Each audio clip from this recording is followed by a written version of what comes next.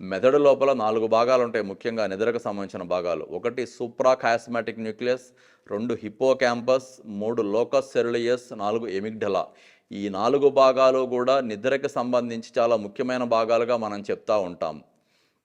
ఈ మొబైల్స్ వాడటం గానీ, లేకపోతే ఎక్కువగా లైటింగ్ ఉన్న ప్రదేశాల్లో పనిచేయడం గానీ చేసినప్పుడు, ఈ భాగాల మీద దాని యొక్క ప్రభావం పడి, వాళ్ళలో నిద్ర యొక్క సైకిల్ కొంత డిస్టర్బ్ అయిపోతూ ఉంటది. అందువలన తప్పదు, వ్యాపారం కోసమో, లేకపోతే ఏదన్నా పని కోసమో అనుకున్నప్పుడు మొబైల్ వాడటంలో తప్పు లేదు, సెల్ ఫోన్ వాడటంలో తప్పు లేదు. కానీ నిద్రపోయేదానికి అది అడ్డంగా ఉంది అనుకున్నప్పుడు మాత్రం ఖచ్చితంగా రోజు మొత్తం మీద కనీసం ఒక అరగంట నుంచి గంట సేపన్నా సరే దాని యొక్క వాడకాన్ని కాస్త తగ్గించండి. చదువుకునే అలవాటును ఒకదాన్ని కాస్త పెంచండి. ఇంకా ఇవన్నీ చేసినప్పటికీ కూడా నిద్ర సరిగ్గా పట్టట్లేదు అని గనక అనుకుంటే, నిద్రకి సంబంధించిన దాన్ని నిద్ర మత్తుబిళ్ళలు కాకుండా వేరే రకంగా పనిచేసి మనిషి లోపల ఉన్న కెమికల్స్ని, హార్మోన్స్ని, ఆ డిస్టర్బెన్స్ని సరిచేసి నిద్ర వచ్చేలాగా చేసేదానికి అనేక రకాలైన కొత్త రకాల మందులు అందుబాటులో ఉన్నాయి.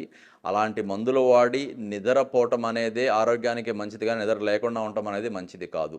ఇంకొక ముఖ్య విషయం ఏంటంటే, నిద్రలేమితో బాధపడే చాలామంది లోపల సెక్షువల్ సమస్యలు చూస్తూ ఉంటాము. ఈ సెక్షువల్ సమస్యలకి నిద్రకి ఒక మంచి సంబంధం ఉంటుంది.